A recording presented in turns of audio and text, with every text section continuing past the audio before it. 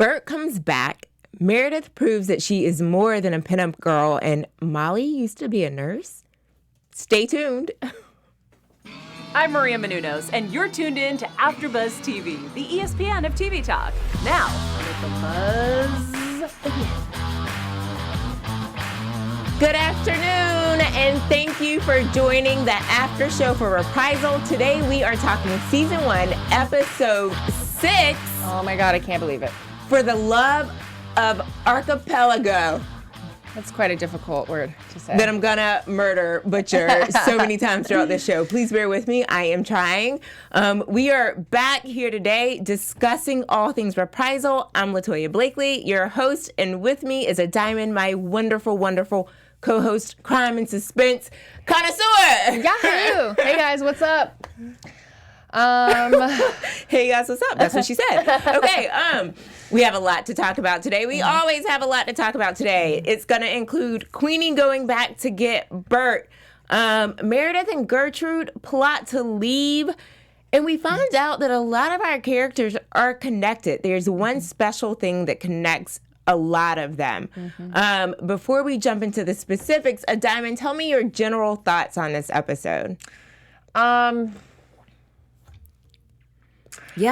Yeah, I'm speechless. I loved it so much. Yeah, I don't know. It was great. It was great. They're all great. But speechless. It's just too much to say. Okay. I also love this episode. I also really liked the growth and development of Lila's character. So you really like that girl. I like Lila. I like kind of the same thing we've been hearing, just being underestimated. You know what I mean? She's this child. She's like small but mighty, and people are underestimating her and or just not giving her any actual thought because to them she's just a child. And I think she's just so smart and like so on point with like the things that she says. And they're so wrapped into their own world that they just can't see through. Right. And we find out that like Lila really does understand that something's happening. Like, no matter how much they're trying to protect her, she knows that something's happening. Anyway, overall thoughts, a great episode. Let's jump right into it. The show opens, well, we'll get back to how it opens, but one of the first things that we see is Queenie going to get Burt. Yeah. What do you think when you see, we see Burt first, right? We see this kind of solitude life he's been living. Right. He's out by himself. Yeah. He's gardening. He's fixing clocks. We see he's very simple. Right. He's using a cane. That was one thing that I took note of. I wonder what happened. Yeah. But what did you think about? What were your first impressions? My first impression was he's living a simple life, and I don't think he ever wants to like go back. I feel like there's no reason. He's so settled in. He's comfortable. You know, when we kind of just go through his life, he just seems content. And so, you know, I was more shocked with Queenie that she knew where he was this whole time. So I thought that was, I feel like what loyalty to keep it quiet, like not even Joel knew, but Queenie knew. So that shows a lot about their relationship. But yeah, I just thought it was interesting that everybody's like speculating on where he could be or what he's doing, if he's even alive. And she just goes to his house. Goes right to him. Yeah. And apparently he's living in his father's house. Because, maybe. I know why you're saying that. Yeah. Because she mentioned something about his father. Well, and he says like, you know, I don't know.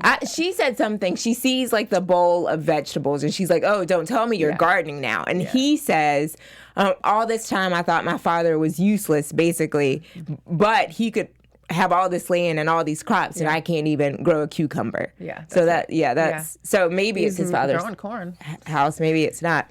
Yeah. Yeah. But I know, so we open with Percy, talking about the platoon, and all that stuff, and I think that's really, I think it's really vital because then we find out that like we kind of go back, flashback.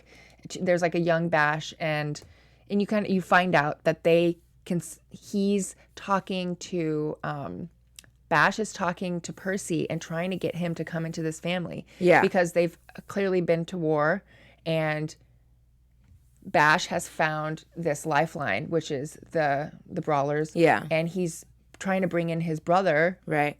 Percy, into this life, so he's not drinking it away. Right. And so you kind of see how Percy gets involved, what their relationship was like, and where they knew each other from. And we'll delve into that deeper later, but that's a good point. That is how the episode opens. Yeah. We found out the relationship between Percy and Bash. Yeah, we ended with Bash going crazy on the last episode because Percy was murdered. Right. So yeah, it's like now we know why he went so crazy. Right. One, because of their super close relationship. And maybe there's even some guilt on the part of Bash in terms of you're the reason, I'm the reason, you're even in this organization and in this situation. And he's also part of the reason why this could be an issue, because he was one of the men with Burt that killed all their people in the very beginning.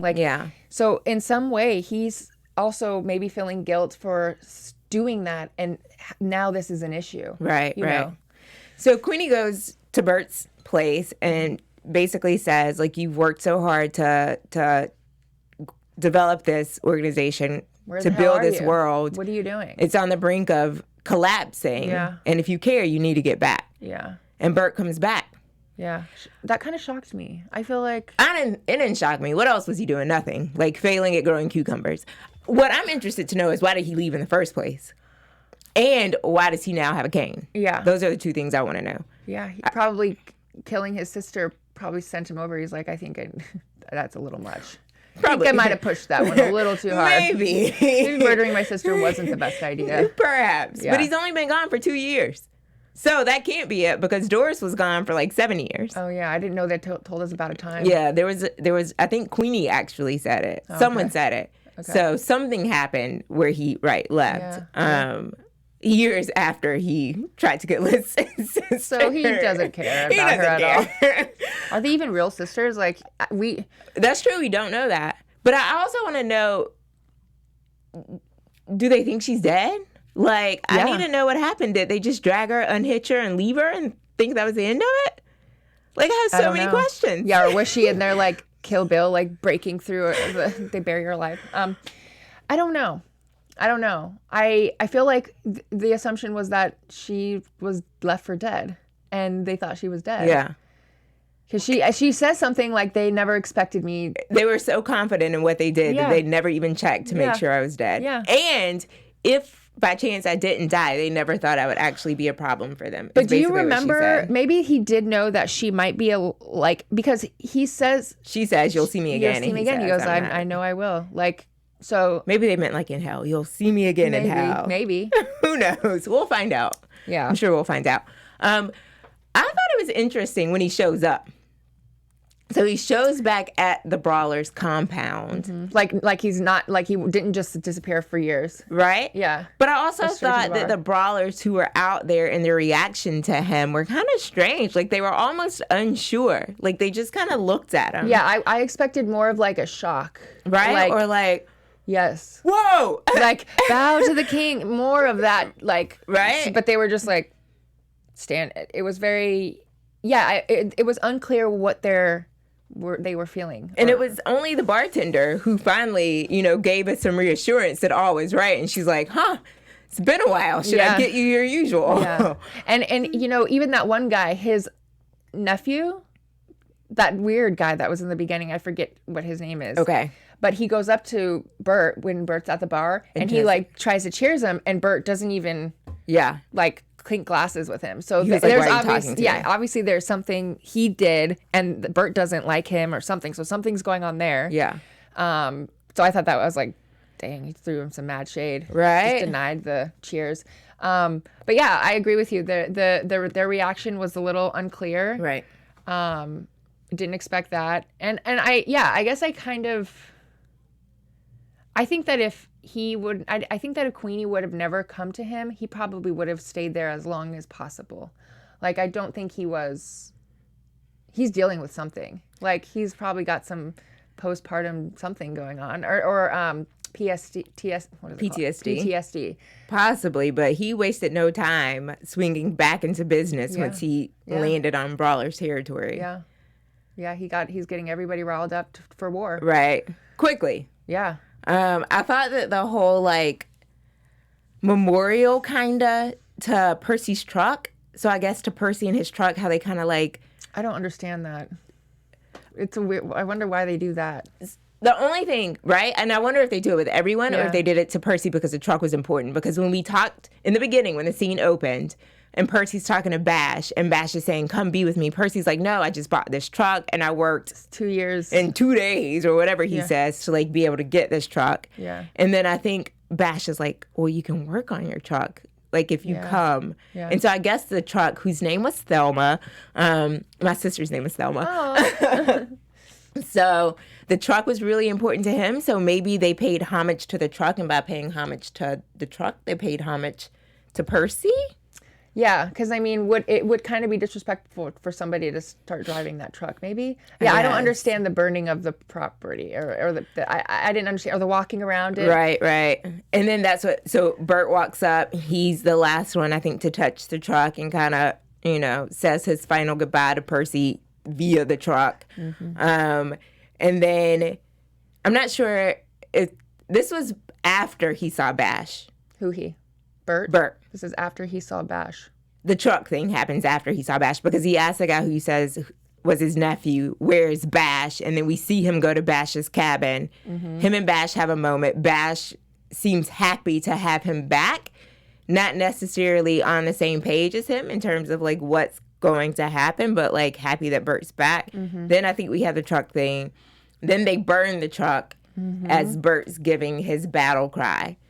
What did you think about his declaration of war? I mean, I think nothing. You don't have any thoughts? Not really. I mean, I feel like for them, it needs to happen. And I just think it's so crazy that none of them have any idea what's really going on and who's setting all this in motion.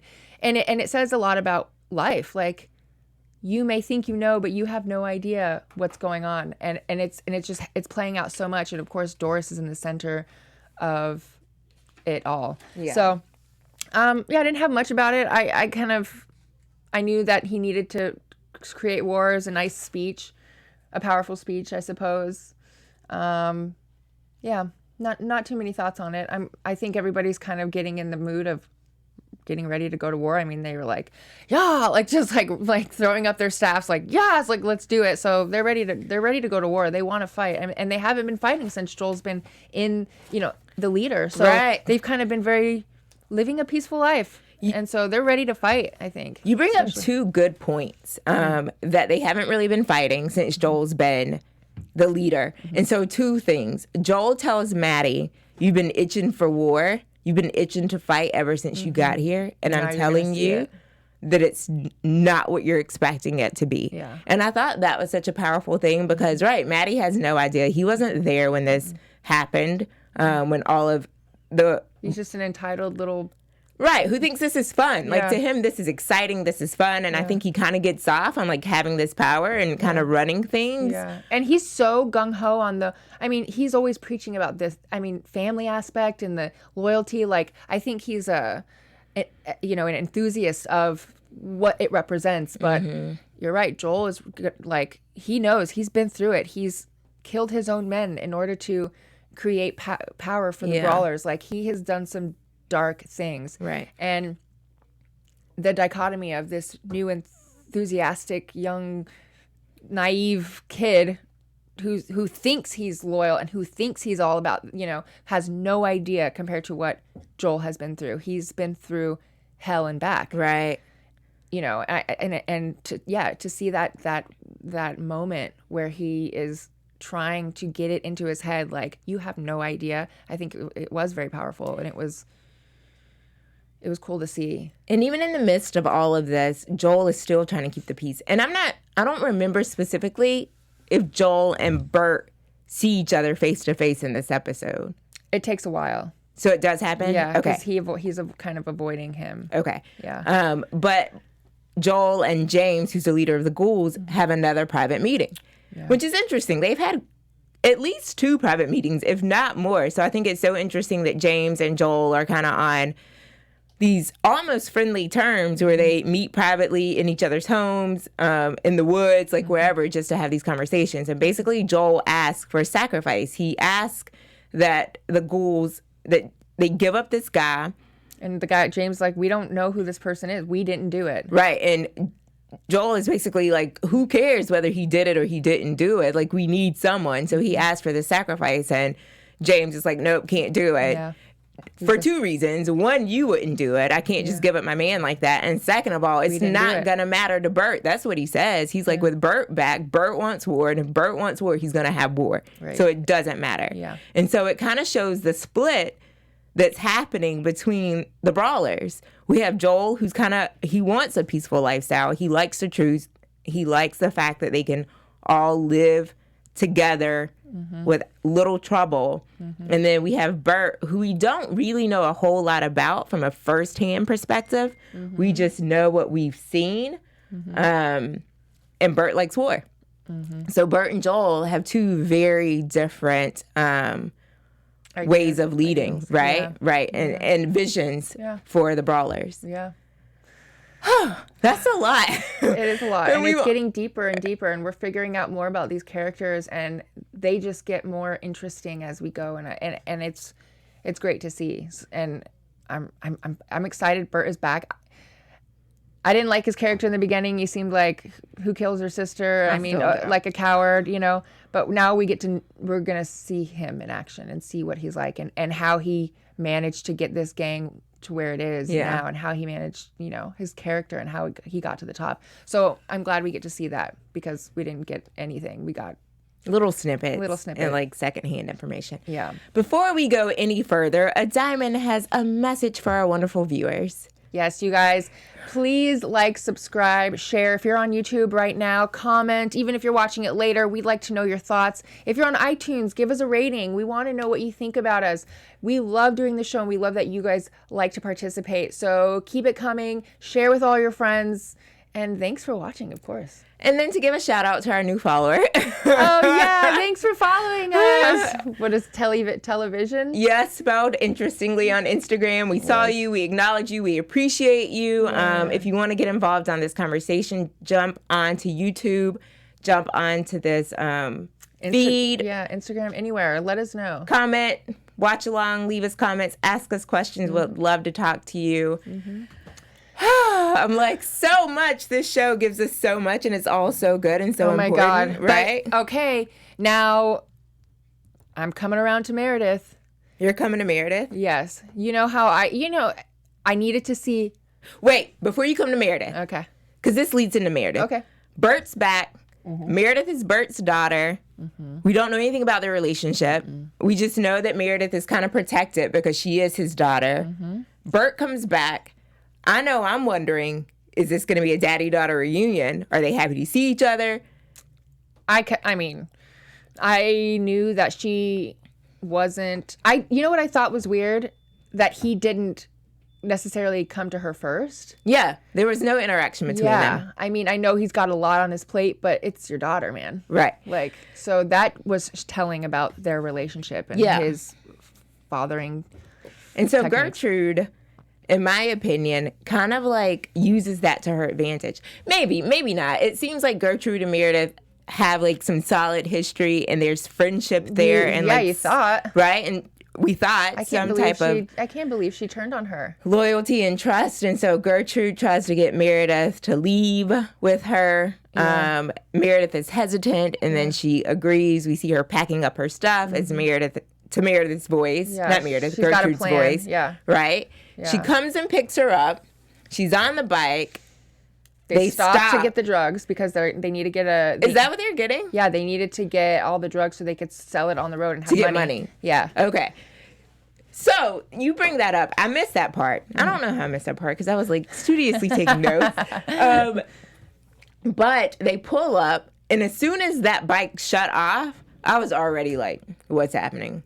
Something about this is not right." I didn't know what was happening until they were she had the gun pointed to that other chick's head. I didn't know that Gertrude was setting her up. I thought they were there to get the drugs. And I'm like, why? I didn't know where they were going. I don't know. It was just weird. I didn't know what was happening until Meredith felt like stuff was about to go down, and she put the gun to her head. It was amazing. It was so good. So, like, I got nervous, like I said, in the very beginning, as soon as that bike shut off. I think Meredith started getting a little nervous, too, and she saw, like, the black ghoul outline on one of the trailers. Yeah. And I think she's starting to feel some kind of way. Yeah. When Gertrude turns that corner and goes into that Yeah, dark. she's walking so far ahead of her, too. I'm like, why is she walking so far ahead of her? And then she's in this dark, like, warehouse thing. Yeah. And I'm thinking to myself, Meredith, just go hop on that bike and, like, get out of town. Get out of there, yeah. So she walks in. I'm glad she had her gun. All these people, she always carries that gun. Yeah. And this was such a beautiful thing. I didn't expect Meredith to have that in her. I'm not surprised because she'd been carrying that gun and showing that gun. And I just remember, I think it was like episode 2 or 3 when Maddie takes her to go get the bike and he's like always protecting you, and she pulls that gun out and she's like, yeah, even though I don't need you to. I know that's good because you were right to know that she was capable. I just didn't think, I thought she just, people have a gun to protect themselves, but when you're in that situation, it's telling what you do. Do you fight or flight? So I didn't know she'd fight. And well, they say, like, don't get a gun unless you're ready to use it. Yeah. And when she pulled that trigger, she also looked surprised. She right? turned her head and shot. She had to turn her head to do it. But she did it. She wiped out that entire room. I know. Okay. It I'm was like, so good. There's so much to break down in just this scene. And it was exactly what I needed to see with Meredith. I needed to see her get rid of that way about her, or like own up to it or something. I needed to justify her something. I didn't believe her. But she used it to her advantage because the same thing, she pulls that gun, right? So this girl has walked up to her, she's talking whatever she's talking.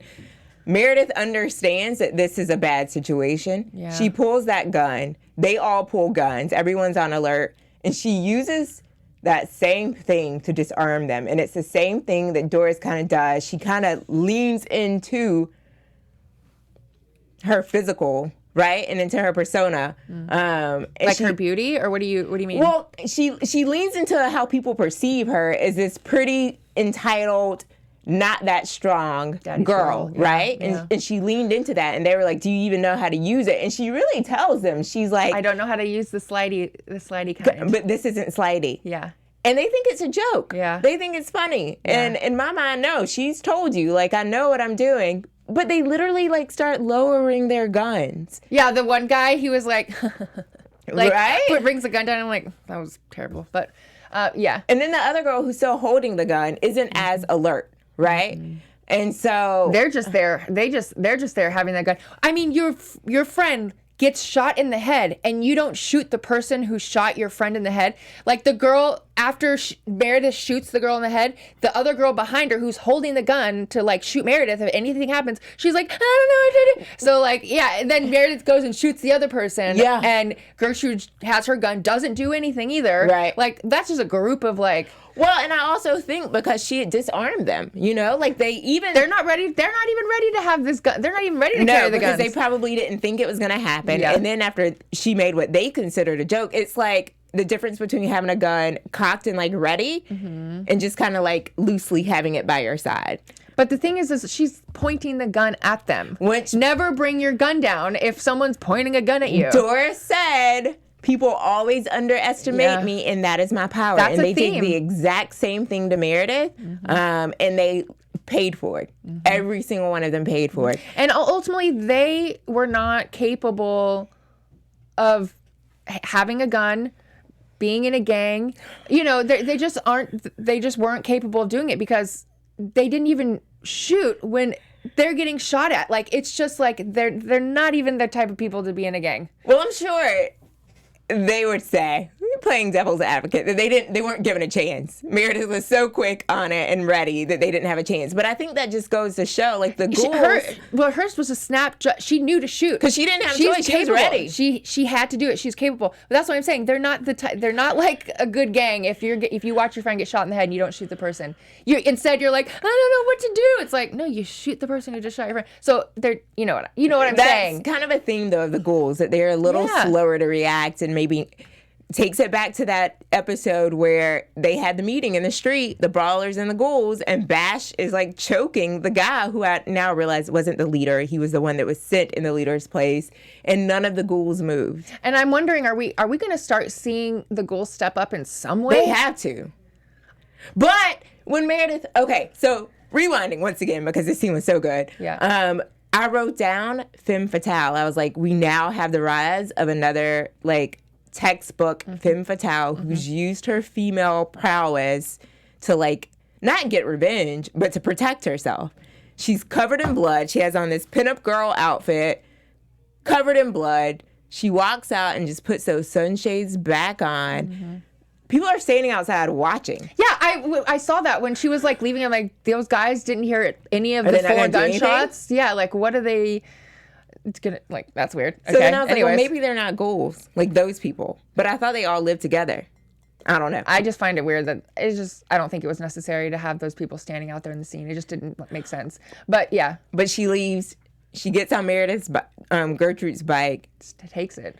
And she rides away. Yeah. I was like, okay. Yeah, I was really impressed with her. And when Ethan and the 3 when they come and they pick her up, and he talks to her about like how to breathe.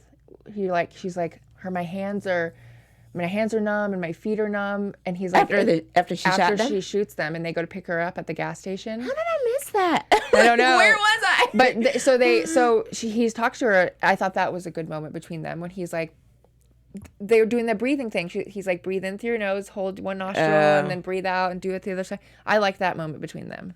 Finally, I know. She had to murder some people in order for me to like her. And Diamond may be a little dark over there. It was such just a great scene, a beautiful scene. And we have to acknowledge, Gertrude did not shoot. Yeah. Meredith kind of calls her out, like, this is what you did. You set me up. And Gertrude says they didn't leave me a choice. And maybe that was true. Like, maybe Gertrude really didn't want to, because she could have shot Meredith if that's what she really wanted to do. And she even said to Meredith, she's like, you're out of bullets. Meredith says, I am, but you're not. Yeah. But Meredith did not move that gun. She didn't put that gun down. She kept it aimed, and she walked out. Yeah. And Gertrude let her. Yeah. So, maybe there was some truth. They didn't give me a choice. Well, that's an really interesting, that moment, Gertrude's going to come back at some point. And I think they could have wrote in that Meredith had one more bullet left, but for some reason they didn't, because they want us to see something about Gertrude. For sure. That there's some guilt there or something, and she's going to be back. And Meredith lies to Burt about killing Gertrude. Do you remember that part? I think you may be getting episodes mixed up. Maybe 7? Yeah. I think you're bleeding in, because Sorry, guys. I'm like, I really watch this and like, you're saying things that I'm not aware of. Spoiler alert. Shit, guys. Shame on you. I'm just ruining everything. That's just what happens when you watch too many episodes at once. She's prepared for you all. I'm going to find it in my notes. So, Meredith and Gertrude, that was just a really good scene. It showed us a lot about Meredith and what she's capable of, and Gertrude. And it showed me that maybe the apple didn't fall too far from the tree. I think the difference is Meredith does not enjoy being, like, she didn't enjoy what she did. She did it out of a necessity. But the fact that she was even capable of doing that, like, maybe she's not so much different from her father. Right. Or anybody else in the group. Yeah. And I also wondered, did any of the ghouls know that they were doing this, that they were going to try to kidnap? Probably not, right? Burt's daughter? Did anybody have any clue, or did these people just take it upon themselves to do this? Maybe. And how stupid. The same, like that younger generation, right? Like everyone's like rearing their head. They want their chance. They're going to prove that they're big and bad. Yeah. No. Didn't work out so well. Mm-hmm. Goodness. You guys, let's take a little moment here. And we want to just If you're on YouTube right now, please like, subscribe, share, comment, join in on the conversation. If you're on iTunes, rate us. We want to know what you think, of course, all the time. We love doing this, and we love that you guys participate with us, so keep it coming. Also, on Instagram, we're always posting about everything we're doing here, so... You do know you already did this, right? Did I?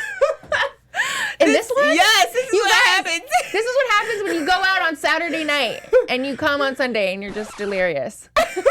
So, in case you missed the message the first time, okay, you guys. Thank you for making AfterBuzz TV the TV talk of entertainment news. I did this already? Rate, subscribe, comment. Please do. That's how badly we want you to do it. Thank you, Adiamond, for being on top of it. We are so on top of it. To keep moving. I just have to. This isn't on. Let's just talk about Lila. I just want to talk about Lila for just a hot second. You know, I love this character. You love her so much.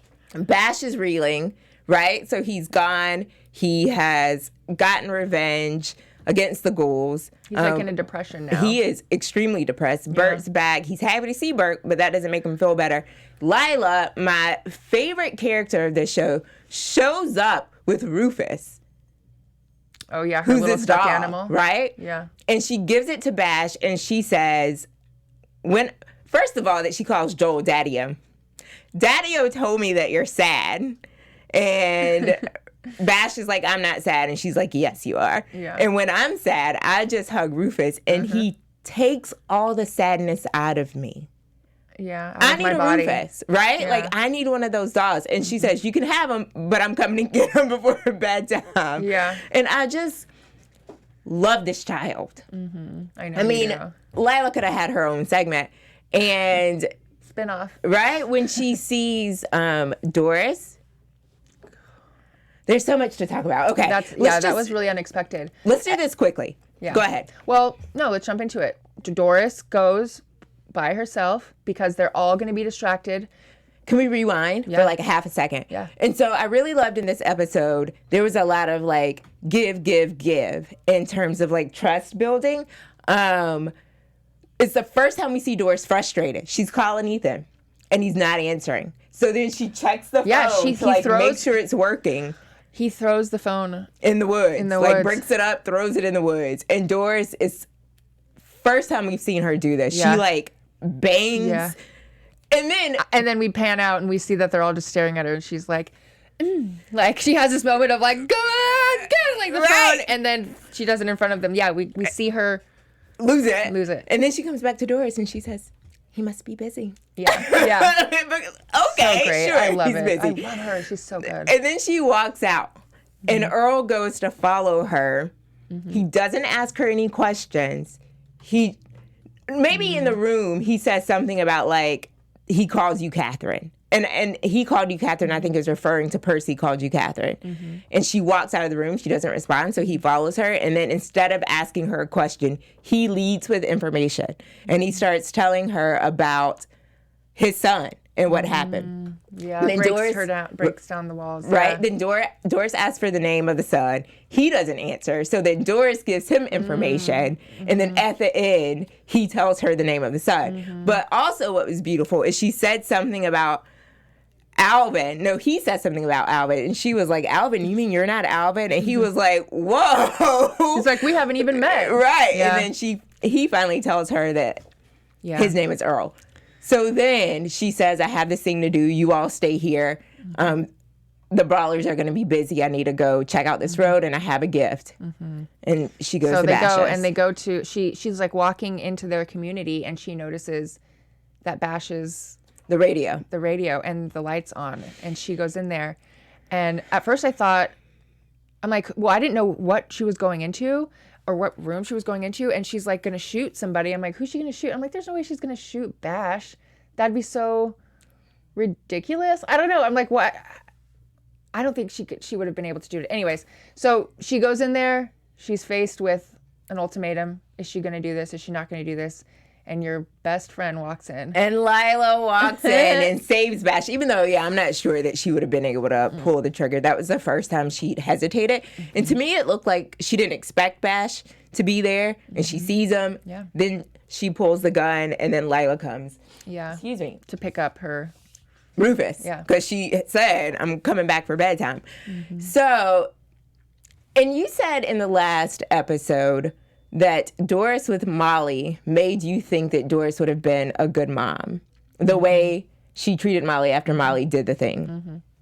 Seeing her with Lila, that was my exact same thought. Like, oh my gosh, she would be so good with children. And it amazes me how Doris can kind of like volley between like killer and super prim and proper motherly, together, right? yeah. And so that gun goes behind her back. She gets to know Lila. One of my favorite lines is Lila says, "Are you a friend of Bash's?" She says yes, and then Lila says, "Well, that means you're a friend of mine." And so they have their moment. Then this bird comes out. So this was the gift she was going to give them I think already so. anyways. I think that was It's her. so weird. Like, is she trying to make them know that she's coming for them? Like, why would she drop any clues anywhere? Yeah. You And we know? don't know the answer to that, but Yeah. that's what I was thinking. Because if she didn't want to leave that bird, the canary, she wouldn't have left it. But Right. she had already said, "I have an anniversary gift. Like, I have a gift." So I was thinking that was it. Maybe she's getting overconfident. I think she's like, I know, like Maybe. I know that my plan is going to succeed, so I'm going to give him this clue or whatever. Yeah. And because I'm going to kill them all anyways, or what have you. Yeah.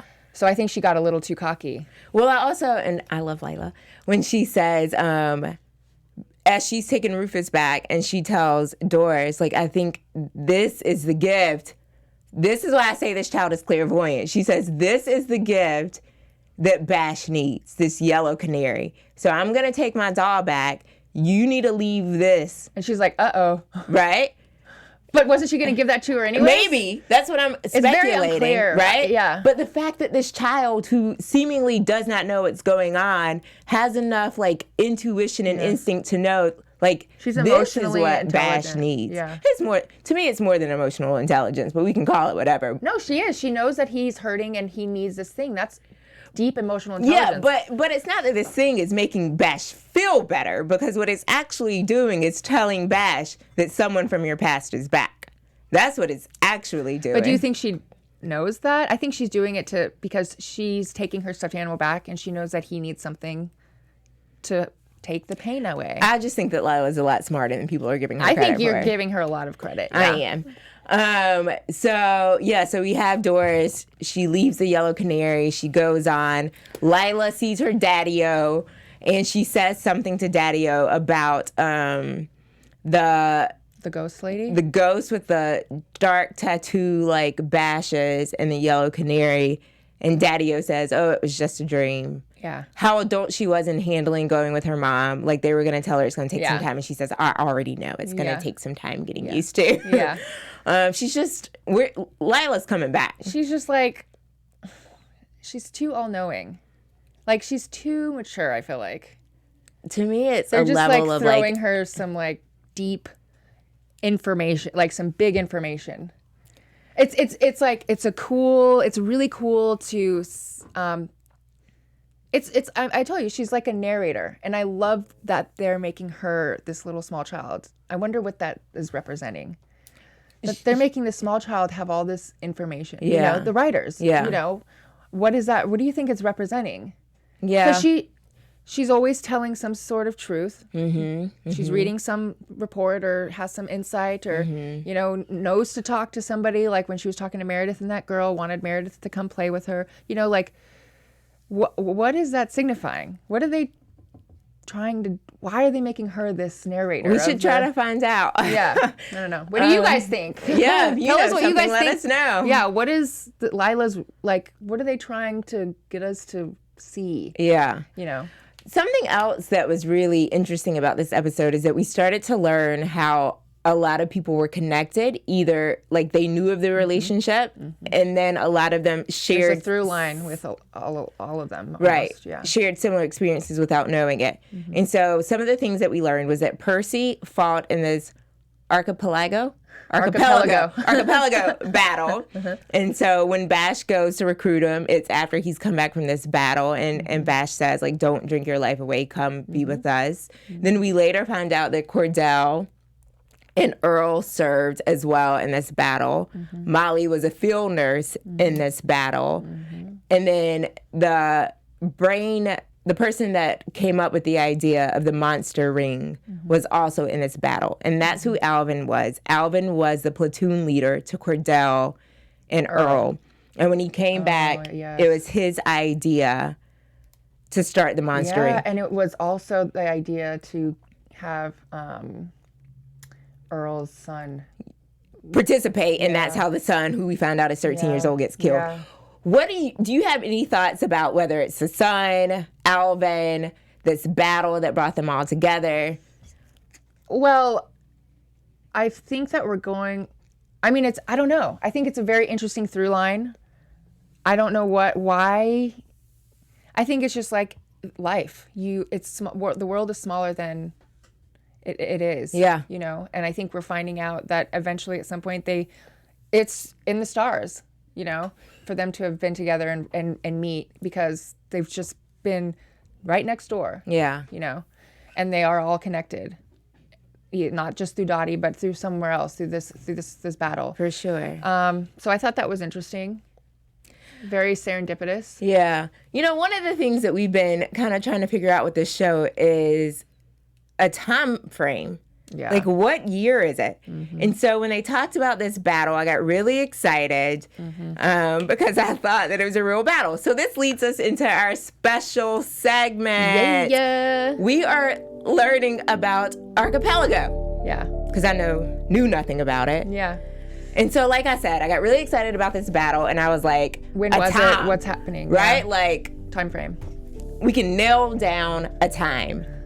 And so what we've learned is that Archipelago is the name of an island group or island chain. Yeah, cluster of islands. Right. So Archipelago alone is not the name of an island, right? But like, there are different island names. Like there's Pangway, or I'd have to look it up. But so there's been different battles on different islands. Right. But the cluster is called the Archipelago Islands. Right. The cluster of islands is called Archipelago Islands. And so there was a battle around World War II or part of World War II. 1940s, yeah. But we know this show can't be in the 1940s because they have flip phones. Yeah. But they look like 1950s outfits, except for Earl and Cordell. They're like modern day, because their masks and their outfits, even when they were running into the bowling alley, that's of our time. So yeah. So Archipelago, a cluster of islands. There was a battle around 1952 that had to do with 42 that had to do with the Chinese nationalists and the communists. Yeah. So interesting. It actually was a battle. So that's cool. A real thing. Yeah. So if we have any viewers who are history buffs or geography experts who can chime in and help us further this discussion, we would greatly, greatly appreciate it. Yeah. And what do you guys think about the style choice for the time frame? Like, what were the writers thinking? Like the show creators, like, what is with that? Yeah. I wonder. Yeah. It's interesting. What do you guys think? What do you guys think is going on? Because obviously the flip phone is not a part of our time now, or the time in 1942. But they are connected through this battle that happened somewhere in the World War II. So, and then of course the two guys who like dress like modern day. Yeah, so it's so interesting. Tell us what you guys think. We really want to know. You guys, thanks so much for joining in. We are out of time. Where can people find you? You guys, you can check me out on Twitter and Instagram at NotYourType, NOT_YUR_TYPE. And I'm Adiamond Baker. I'm Latoya Blakely. You can find me on Instagram at Latoya_Blakely, on Twitter at Blakely_Latoya. We have enjoyed you. We've enjoyed the show. Thank you so much for joining us. Yeah. And until next time, buzz you later. Our founder, Keven Undergaro, and me, Maria Menounos, would like to thank you for tuning in to AfterBuzz TV. Remember, we're not just the first, we're the biggest in the world, and we're the only destination for all your favorite TV shows. Whatever you crave, we've got it. So go to AfterBuzzTV.com and check out our lineup. Buzz you later. The views expressed herein are those of the hosts only and do not necessarily reflect the views of AfterBuzz TV or its owners or principals.